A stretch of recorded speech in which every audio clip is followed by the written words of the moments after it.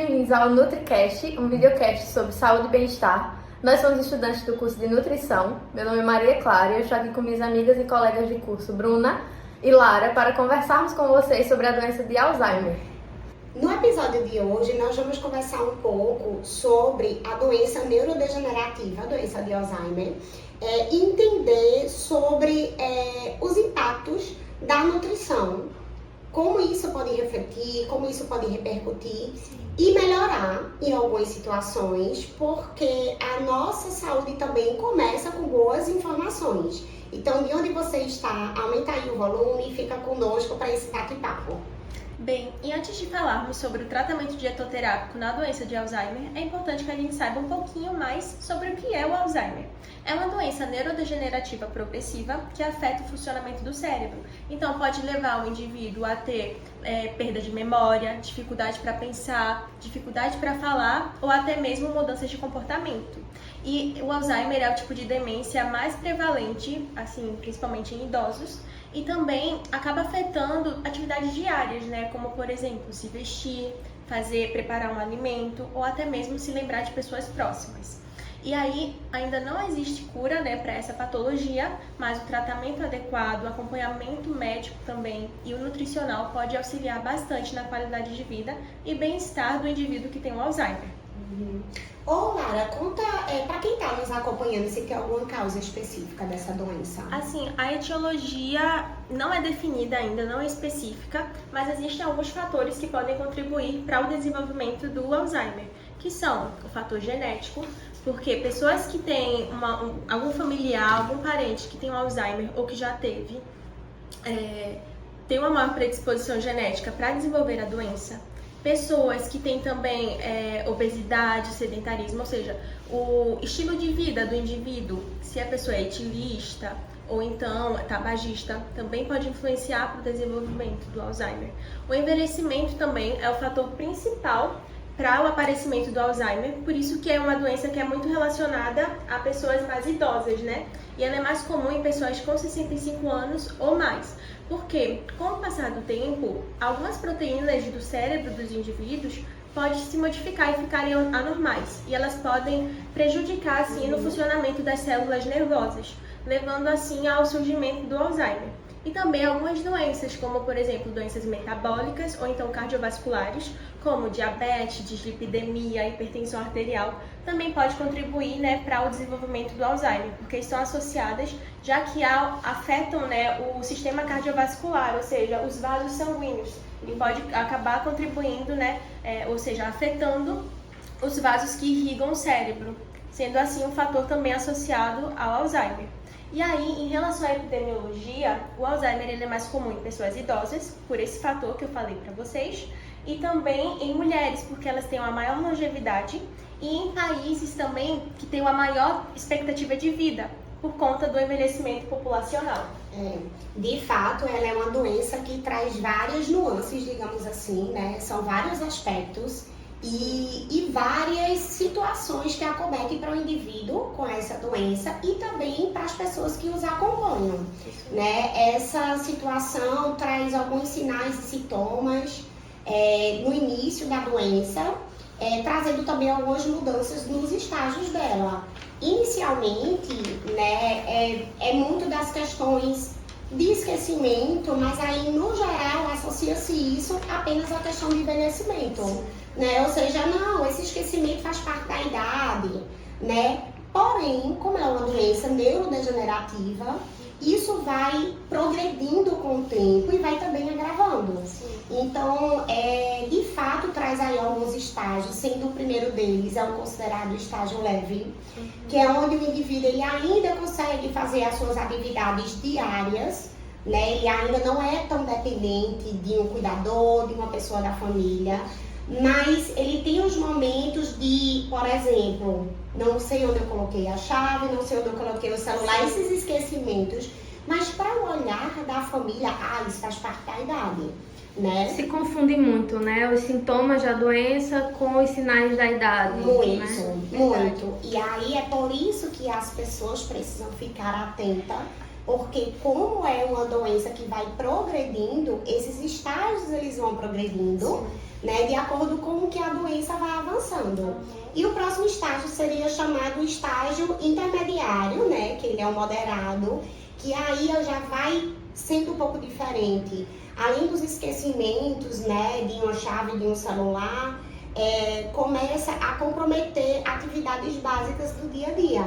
De repente, uma pessoa que gostava de fazer determinadas atividades, ele começa a ficar um pouco mais apático, sem muito interesse, está conversando com alguém e de repente as palavras vai sumindo, ficam embaralhadas. Às vezes pode acontecer alguma dificuldade de entendimento de lugar e espaço, de não entender onde esse indivíduo está inserido.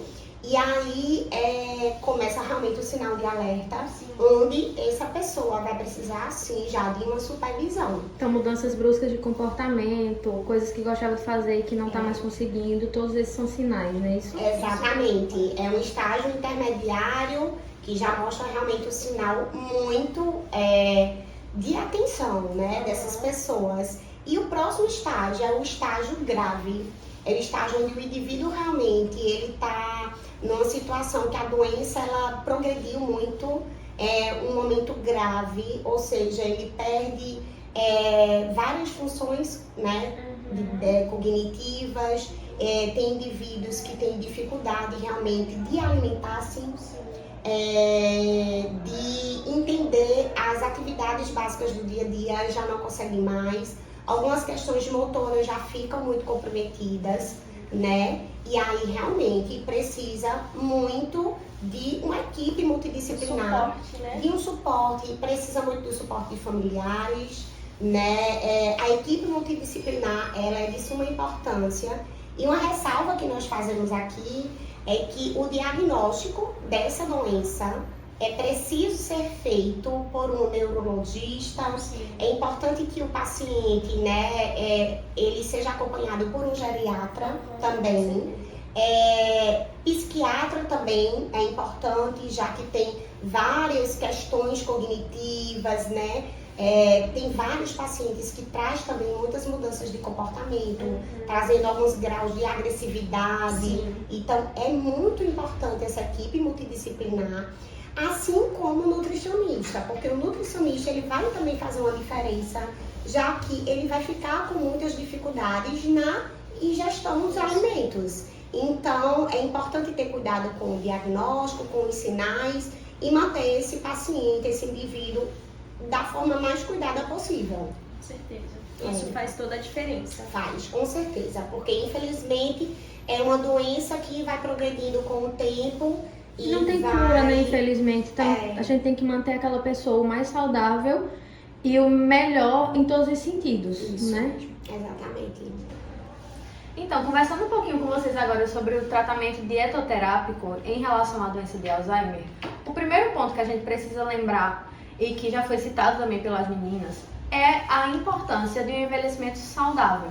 Então, a alimentação em qualquer fase da vida ela é importante. E nesse processo natural de envelhecimento, a gente precisa ter alguns cuidados a mais. Por exemplo, a necessidade de alguns micronutrientes, ela aumenta com a idade. Necessidade de vitamina D, de vitaminas do complexo B, por exemplo, de cálcio. Então, existe essa necessidade aumentada para alguns micronutrientes, mas também existe uma questão em relação à física, né? O alimento físico, o que é que a gente vai fazer em relação à consistência. Então, a gente tem que ter muita atenção quando a gente está falando de doença de Alzheimer e de dietoterapia para esse público. Então, como existe essa mudança nas características físicas do alimento, a gente precisa ter cuidado no que é que vai ofertar para essas pessoas que estão com essa doença, né? Para esse público que já está diagnosticado com Alzheimer. Porque como existe um esquecimento generalizado sobre muitas coisas, ele pode lembrar como é que usa o garfo em determinado momento e depois esquecer. Ele pode lembrar que tem que levar o alimento até a boca. Lembra como é que mastiga, mas não lembra como é que engole. E essa confusão mental, de certa forma, ela pode acontecer naquele momento, né? Tudo ao mesmo tempo. Então a gente precisa estar muito atento a essas questões. Existe uma preocupação em relação à desnutrição energético-proteica, Por quê? Porque ela é caracterizada tanto pela perda de peso, e pode ocorrer de forma muito brusca, dependendo do grau da doença, e também ocorre uma perda de massa muscular. Tudo isso aqui pode levar aquele paciente a ter, além de risco aumentado para quedas, por exemplo, porque ele vai perdendo força. Ele fica fraco, Ele né? vai Pode ficando ficar debilitado. Exato. Então, atividades que antes eram muito comuns, por exemplo, sentar, levantar, deitar, podem se tornar muito difíceis. Então, o risco de queda, ele aumenta, e nós sabemos, né, os perigos disso. E um outro ponto importante é que a desnutrição, ela pode ocorrer de forma rápida e pode aumentar o risco das infecções. Então a gente precisa estar muito atento a essa questão da oferta, né, proteica e da oferta energética para as pessoas que possuem Alzheimer. Ô, Clarice, sobre a questão de desidratação, tem algum impacto? Porque, de fato, são muitas alterações que acontecem, né? Sim, exato. Veja, com o passar da idade, a gente vai perdendo a sensibilidade para algumas coisas. A sensação de sede é uma das coisas que pode ser alterada. Então, como é um paciente que já está, né, passando por um processo de esquecimento, por um processo de envelhecimento, tudo isso somado pode levar, sim, aquele paciente a não sentir sede, por exemplo, ou realmente esquecer de tomar água, né? Então, é importante que as pessoas próximas, a família, os cuidadores estejam atentos a essa questão da oferta de água, que ela não vai mudar, ele vai precisar tomar, né, uma quantidade X de água, e se ele não atingir aquela quantidade, ele pode sim entrar no processo de desidratação, que pode aumentar ainda mais. E de forma rápida também. Exato, que vai ter um impacto geral sobre o organismo e vai ter também um impacto em relação à confusão mental, por exemplo, que ela pode aumentar. Né? Uma pessoa, quando ela está desidratada, ela pode ter episódios de confusão mental, episódios de infecção urinária, que nós sabemos que é muito complicado também. São várias repercussões, em relação ao negativas.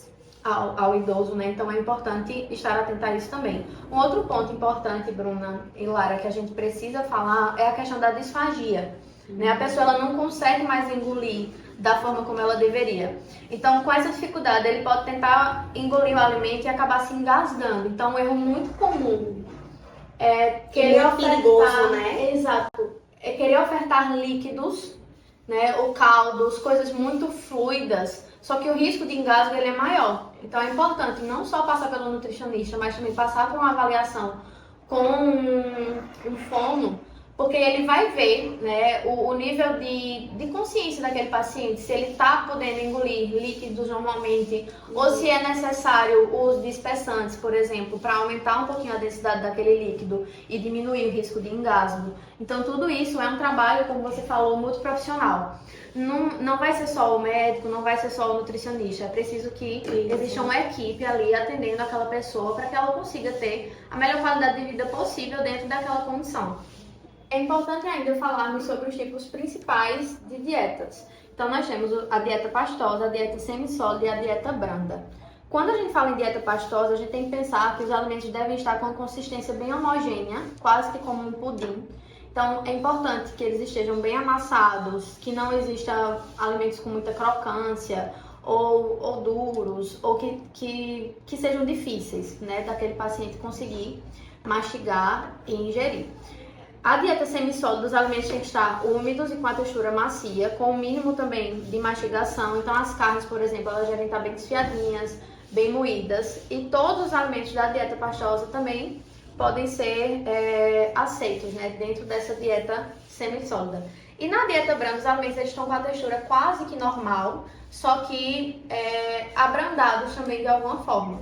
Tudo isso para facilitar, né? E porque o idoso também, ele pode ir perdendo o apetite, né? Conforme a gente vai envelhecendo, essa questão do apetite, ela vai mudando também. Então, se a gente ofertar um alimento muito duro, com consistência que para nós é normal, para ele vai ser muito difícil, ele vai passar Vai perder o muito tempo prazer, mastigando. né, da própria alimentação. Exatamente. Então, para evitar isso, existe essa opção da dieta branda também. E claramente, né, nós estamos falando as opções gerais, mas cada caso é um caso. Então, cada pessoa tem que estar se alimentando, né, e alimentando aquela pessoa que está doente de acordo com a orientação da equipe multiprofissional. Então, no episódio de hoje, nós vimos um pouco sobre a doença de Alzheimer, dando destaque, né, meninas, principalmente em relação ao tratamento dietoterápico e como isso pode influenciar na qualidade de vida e bem-estar do indivíduo que tem o Alzheimer.